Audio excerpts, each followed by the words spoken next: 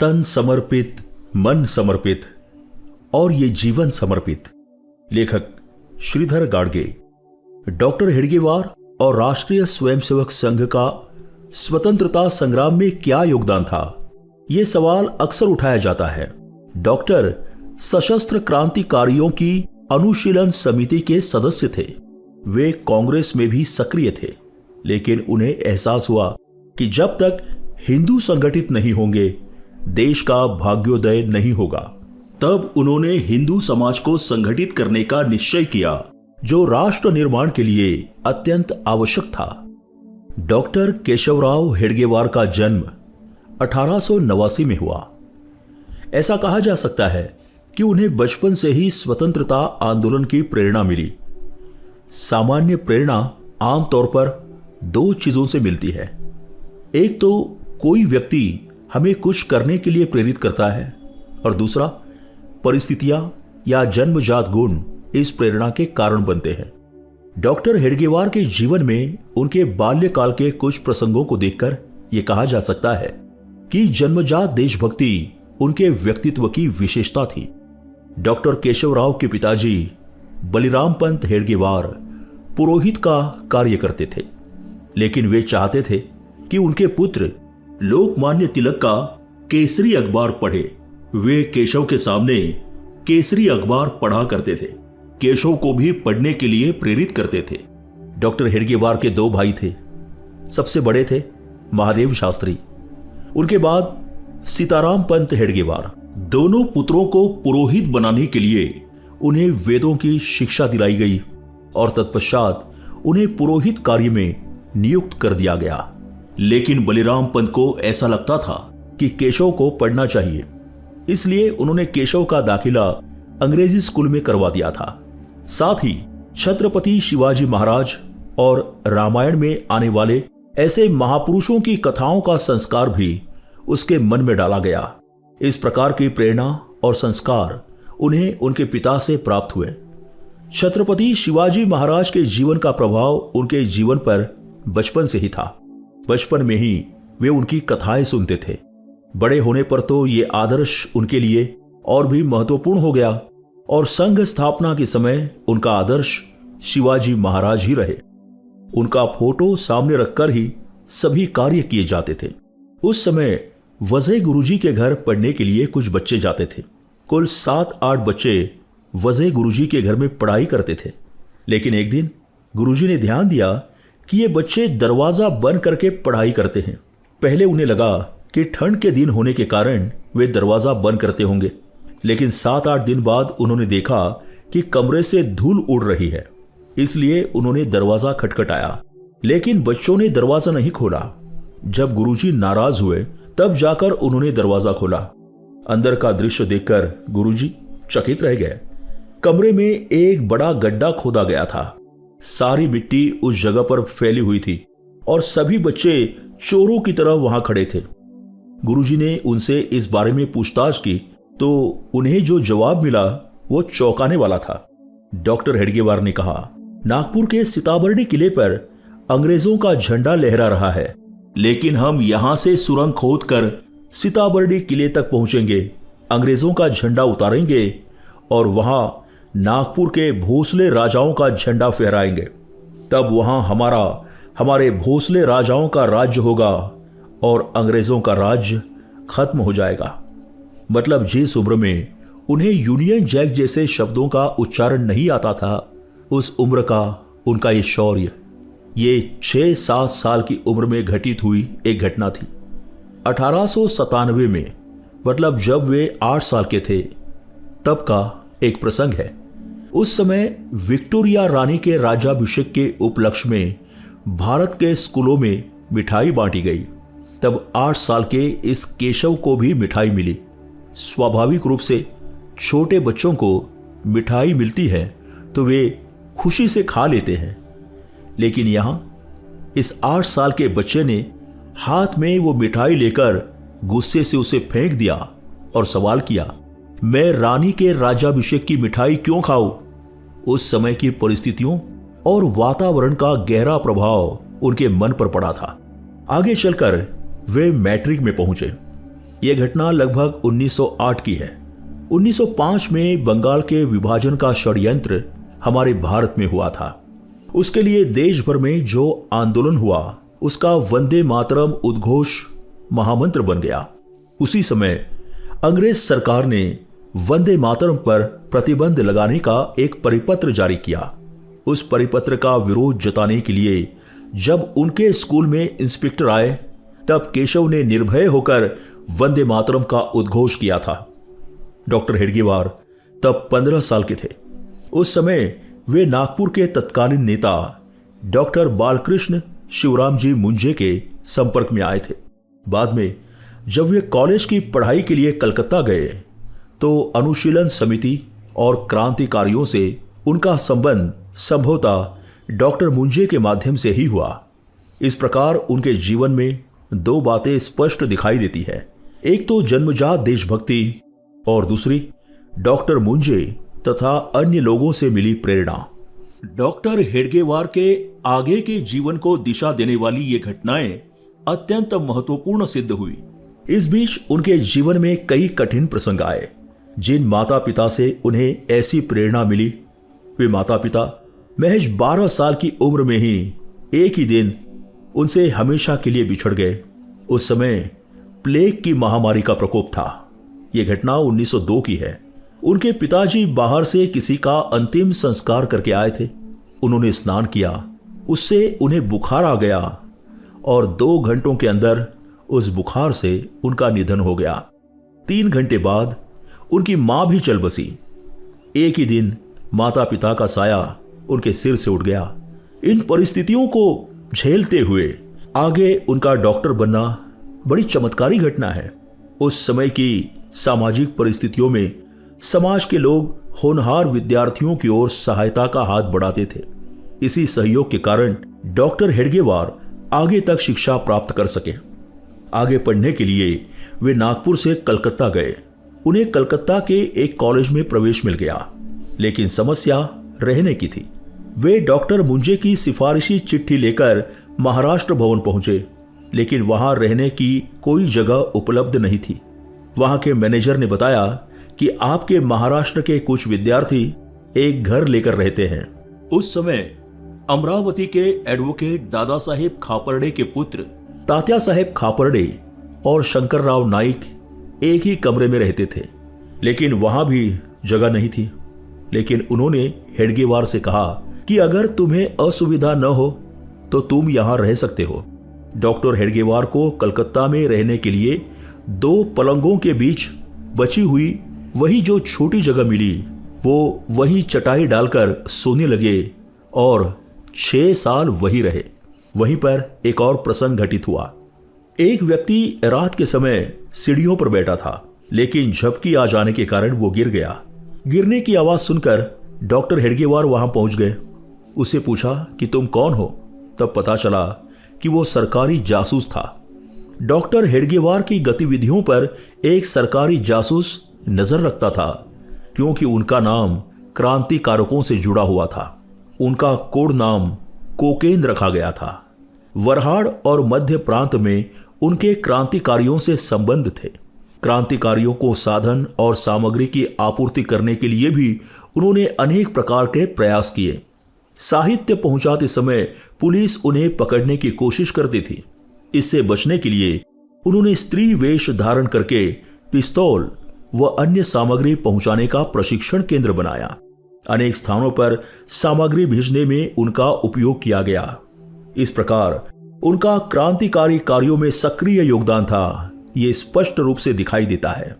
Doctor Hedgewar के लिए सबसे महत्वपूर्ण रहा नागपुर में हुआ 1920 का कांग्रेस का अधिवेशन। उस समय मध्य भारत नागपुर के कांग्रेस जनों की इच्छा थी कि अधिवेशन की अध्यक्षता लोकमान्य तिलक करे। इसी उद्देश्य से डॉक्टर हेडगेवार पुणे जाकर तिलक से मिले और उनसे चर्चा भी की। उस पर तिलक ने जवाब दिया, देखते हैं। लेकिन दुर्भाग्यवश 1 अगस्त 1920 को ही तिलक का निधन हो गया। कांग्रेस में सक्रिय होने के कारण इस अधिवेशन की पूरी व्यवस्था डॉक्टर हेडगेवार ने संभाली। सन 1928 तक जितने भी कांग्रेस के अधिवेशन हुए उनमें सबसे बड़ा अधिवेशन 1920 का नागपुर अधिवेशन था।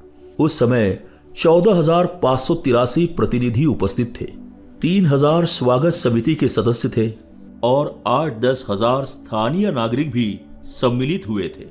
इतनी बड़ी व्यवस्था और उसके लिए आवश्यक स्वयंसेवक दल डॉक्टर हेडगेवार ने खड़ा किया था। यह अधिवेशन खिलाफत आंदोलन के कारण काफी चर्चित हुआ। उस समय दो प्रकार की मत भिन्नताएं थी। एक विचारधारा ये थी कि हमें खिलाफत आंदोलन में क्यों शामिल होना चाहिए, तुर्कस्तान और खलीफा से हमारा क्या संबंध है। वहीं दूसरी ओर कुछ लोग इस आंदोलन के समर्थन में थे, लेकिन गांधी जी ने उस समय कहा था अब हिंदू मुस्लिम एकता का समय आ गया है। तब डॉक्टर हेडगेवार ने गांधी जी से मुलाकात की और उनसे प्रश्न किया, बापूजी, हमारे देश में जैसे हिंदू रहते हैं वैसे ही मुसलमान, पारसी और यहूदी भी रहते हैं, तो ऐसी परिस्थिति में आप केवल हिंदू मुस्लिम एकता की बात क्यों करते हैं? आप सभी समुदायों की एकता की बात क्यों नहीं करते? इस प्रश्न पर गांधी जी ने स्वाभाविक रूप से मौन धारण कर लिया। यही कारण है कि 1920 से मुस्लिम तुष्टीकरण की शुरुआत मानी जाती है। ये बात डॉक्टर हेडगेवार को स्वीकार नहीं हुई। फिर भी गांधी जी के शब्द का मान रखते हुए वे कांग्रेस में काम करते रहे। वर्धा और चंद्रपुर जिलों में असहयोग आंदोलन के दौरान उनकी सभाएं हुई, उन्होंने भाषण भी दिए। उन्हीं भाषणों के कारण उन्हें गिरफ्तार भी किया गया। न्यायालयीन प्रक्रिया चली और उन्हें 1 वर्ष के सश्रम कारावास की सजा हुई। उस 1 वर्ष की सश्रम कारावास की अवधि में उन्होंने गहन चिंतन किया और इसी चिंतन से आगे चलकर राष्ट्रीय स्वयंसेवक संघ का जन्म हुआ। किसी भी शर्त पर आधारित स्वराज्य नहीं, बल्कि उनका लक्ष्य पूर्ण स्वराज्य था। अपने भाषणों में भी वे निरंतर पूर्ण स्वराज्य की पैरवी करते थे। कांग्रेस का कार्य करते हुए उन्होंने उस समय की समग्र परिस्थितियों पर गंभीर चिंतन किया। उन्होंने सोचा कि इतना विशाल देश होते हुए भी पिछले 2000 वर्षों से हमारे ऊपर लगातार आक्रमण क्यों होते रहे। भारत की तुलना में इंग्लैंड इतना छोटा देश है, फिर भी वो हम पर शासन कर रहा है। आखिर हम में कमी कहां है? इस चिंतन से उन्हें यह समझ में आया कि हम कौन हैं, हमारा देश क्या है। यह राष्ट्रीय भाव नागरिकों ने भुला दिया है। वे प्रायः अपने भाषणों में रेखांकित किया करते थे कि हमारे यहाँ राष्ट्र की संकल्पना को लेकर अस्पष्टता है। इसी कारण इस देश का जो बहुसंख्यक समाज है, जो इस मातृभूमि यहाँ की परंपराओं, संस्कारों और जीवन आदर्शों से जुड़ा है, यदि इस राष्ट्रीय समाज का संगठन किया जाए तो केवल तात्कालिक देशभक्ति नहीं, बल्कि शाश्वत देशभक्ति से परिपूर्ण समाज खड़ा होगा। उनका ये दृढ़ विश्वास था कि केवल राष्ट्रभक्ति से कुछ समय के लिए आंदोलन तो खड़े हो सकते हैं, लेकिन आंदोलन समाप्त होते ही लोग उससे दूर हो जाते हैं। ऐसा ना हो, इसके लिए उन्होंने एक ऐसा संगठन खड़ा करने का संकल्प लिया जो ऐसे लोगों को गढ़े जो राष्ट्र के लिए जिए और अपने जीवन में राष्ट्र को प्राथमिकता दे। इसीलिए उन्होंने राष्ट्रीय स्वयंसेवक संघ की स्थापना की। उन्होंने संघ को स्वतंत्रता आंदोलन के समानांतर या वैकल्पिक संगठन के रूप में नहीं खड़ा किया, बल्कि ऐसे व्यक्तियों के निर्माण के लिए खड़ा किया जिनके अंतःकरण में स्थायी राष्ट्रभक्ति जीवित रहे। ऐसे व्यक्ति राष्ट्रहित के लिए जो कार्य होंगे उनमें स्वतः सम्मिलित हो जाएंगे। उन्होंने स्पष्ट रूप से कहा कि जो लोग कांग्रेस के आंदोलन में शामिल होना चाहे वे उसमें हो, और जिन्हें लगे कि उन्हें क्रांतिकारी आंदोलन में शामिल होना चाहिए वे उस आंदोलन में शामिल हो। स्वयंसेवक का अर्थ है मूल रूप से राष्ट्रभक्ति। इसी आधार को मानकर उन्होंने व्यक्तित्व निर्माण का कार्य आरंभ किया। कांग्रेस के अधिवेशन में जब 3 से 3.5 हजार स्वयंसेवकों को कार्य का अनुभव मिला, तब उन्होंने देखा कि उन्हें केवल दरी या चटाई उठाने जैसे कामों तक ही सीमित रखा गया। ये देखकर उनके मन में विचार आया कि स्वयंसेवक का अर्थ केवल छोटे मोटे काम करने वाले सहायक नहीं होना चाहिए। इसलिए उन्होंने संकल्प लिया कि मैं शुद्ध अंतःकरण वाले, राष्ट्र के लिए जीने वाले स्वयंसेवक तैयार करूंगा।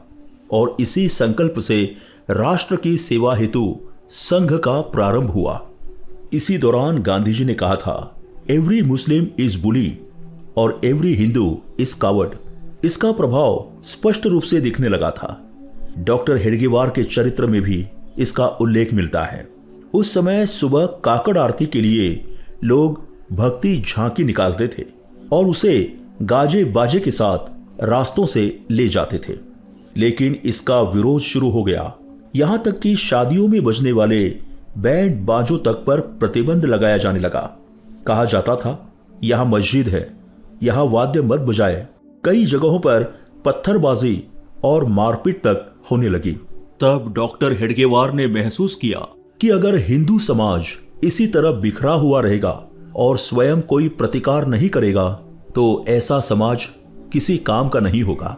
इसलिए उन्होंने ठान लिया कि ये समाज देश का राष्ट्रीय समाज है और इस समाज का संगठन करना ही उनका मुख्य उद्देश्य होगा। डॉक्टर हेडगेवार ने कांग्रेस को चुनौती देने के लिए संघ की स्थापना नहीं की थी। जब भी कांग्रेस को जरूरत पड़ती थी तब संघ मदद के लिए आगे आता था। सन 1930 में जब गांधी जी ने गुजरात में नमक सत्याग्रह किया, तब विदर्भ में डॉक्टर हेडगेवार ने जंगल सत्याग्रह का नेतृत्व किया। इस आंदोलन के कारण उन्हें 1 वर्ष की कारावास की सजा भी हुई। हर उस समय जब देश को आवश्यकता थी, संघ के स्वयंसेवक राष्ट्रीय आंदोलन में सक्रिय रहे। इससे स्पष्ट है कि स्वतंत्रता संग्राम में डॉक्टर हेडगेवार और राष्ट्रीय स्वयंसेवक संघ की प्रत्यक्ष भागीदारी रही। डॉक्टर हेडगेवार क्रांतिकारी कार्य पद्धति से निकले थे। संघ की 1947 से पहले की प्रतिज्ञा और 1947 के बाद की प्रतिज्ञा में एक वाक्य का अंतर है। स्वतंत्रता से पहले संघ की प्रतिज्ञा में यह लिखा था, मैं अपने हिंदू समाज, हिंदू संस्कृति और हिंदू धर्म की रक्षा करूंगा। हिंदू धर्म की स्वतंत्रता के लिए मैं संघ का स्वयंसेवक बना हूं।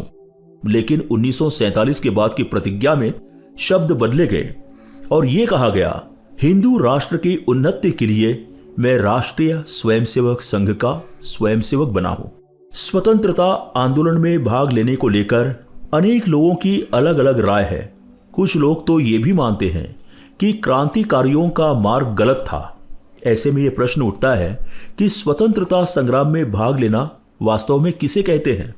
यदि 1942 से 1947 तक के हमारे देश के स्वतंत्रता संघर्ष और सामाजिक स्थिति का अध्ययन किया जाए तो स्पष्ट होता है कि केवल आंदोलन और सत्याग्रह ही स्वतंत्रता संग्राम का उद्देश्य नहीं था। समाज को बचाना और उसकी रक्षा करना भी स्वतंत्रता संग्राम की अलग और महत्वपूर्ण भूमिका थी। लेकिन इस पहलू पर अक्सर लोगों का ध्यान ही नहीं जाता। जब देश का विभाजन हुआ और रक्त रंजित घटनाएं हुई, उस समय राष्ट्रीय स्वयंसेवक संघ के कार्यकर्ताओं ने अपने प्राणों की आहुति देकर हजारों लोगों की रक्षा की। आज भी इतने वर्षों बाद जब संघ के लोगों से मुलाकात होती है तो उनकी आंखों से आंसू बहने लगते हैं। तब समझ में आता है कि स्वतंत्रता संग्राम में संघ की क्या भूमिका थी। स्वतंत्रता संग्राम का अर्थ केवल जेल जाना या आंदोलनों में शामिल होना ही नहीं था। संघ के स्वयंसेवकों ने आंदोलन में भी भाग लिया और लोगों की रक्षा करने का काम भी किया। यहां तक कि गोवा मुक्ति संग्राम में भी संघ के स्वयंसेवक सक्रिय रूप से उतरे थे। संघ ने अपने कार्य का कभी भी ढिंडोरा नहीं पिटा। डॉक्टर हेडगेवार का ब्रह्म वाक्य था, प्रसिद्धि से दूर रहना है। इसलिए उन्होंने कभी भी अपनी ओर से कुछ भी प्रकाशित नहीं किया। 1950 में इस संघ की पहली पुस्तक प्रकाशित हुई। संघ क्या करता है और उसके सेवा कार्य कैसे चलते हैं, इस विषय पर 1989 में शेषाद्री जी ने एक पुस्तक लिखी थी।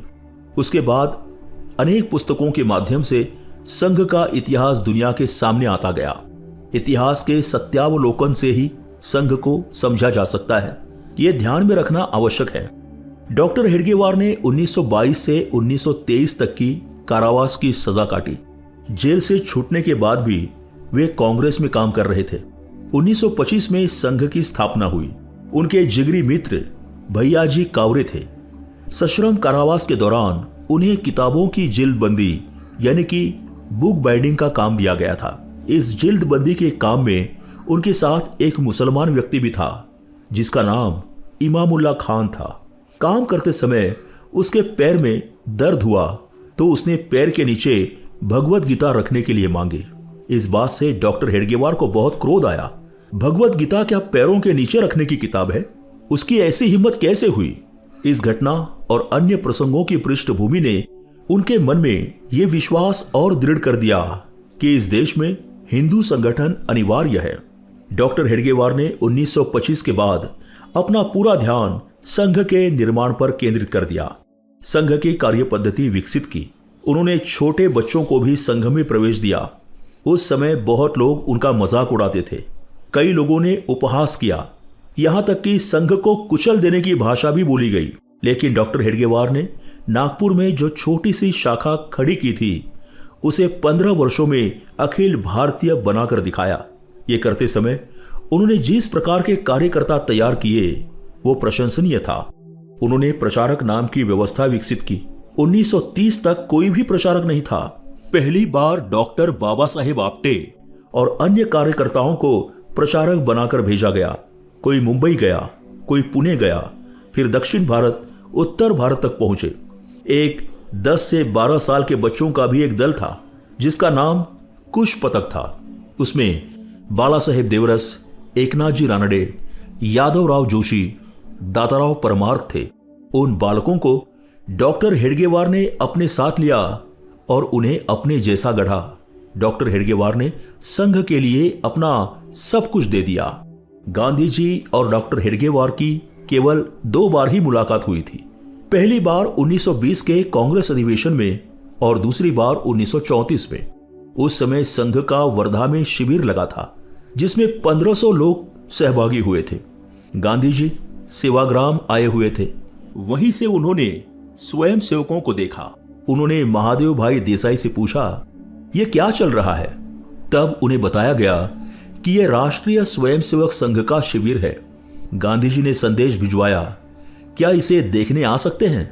उस समय डॉक्टर हेडगेवार वहां उपस्थित नहीं थे, लेकिन गांधी जी ने संघ चालक अप्पा साहेब जोशी और स्वयं सेवकों से चर्चा की। ऐसे समय जब संघ को लेकर यह कहा जाता था कि यह किसी विशेष जाति का संगठन है, तब गांधी जी को वहां बिल्कुल अलग ही अनुभव हुआ। स्वयं सेवकों ने उनसे कहा, हम सब यहां साथ रहते हैं, खाते पीते हैं, हम इस बारे में सोचते ही नहीं कि हम किस जाति पाति के हैं, हम तो बस हिंदू हैं। यह सुनकर गांधी जी को बड़ा आश्चर्य हुआ। उन्होंने कहा, यदि हेडगेवार यहां होते तो उनसे बात करने का अवसर मिलता। अगले दिन जब डॉक्टर हेडगेवार आए तब उनकी गांधी जी से चर्चा हुई। गांधी जी ने पूछा, आप ये सब कैसे करते हैं? इसके लिए धन कहां से आता है? आप घर द्वार और परिवार संभालते हुए ये सब कैसे कर लेते हैं? डॉक्टर हेडगेवार ने उत्तर दिया, मैंने विवाह ही नहीं किया, न कोई नौकरी करता हूं, न कोई व्यवसाय। मैंने ये जीवन इसी कार्य के लिए समर्पित कर दिया है। तब जाते जाते गांधी जी ने कहा, इसीलिए आपका संघ बढ़ रहा है। गांधी जी के प्रति डॉक्टर हेडगेवार के मन में हमेशा आदर था। उनका मार्ग अलग था। डॉक्टर हेडगेवार की सावरकर से भी मुलाकात हुई थी। सावरकर का काम हिंदुत्व का प्रचार करना था और हिंदू महासभा का कार्य भी इसी दिशा में था। लेकिन सावरकर की हिंदू महासभा की कार्यशैली और हेडगेवार के संघ की कार्यशैली भिन्न थी। उनका विश्वास ये था कि स्वतंत्रता तो मिलेगी, लेकिन यदि ये स्वतंत्रता टिकानी है तो भारत का बहुसंख्यक हिंदू समाज राष्ट्रभक्ति से परिपूर्ण और संगठित होना चाहिए। इसी विश्वास के आधार पर उन्होंने संघ की नींव रखी थी। लेखक विदर्भ प्रांत के सह प्रांत संघ चालक हैं।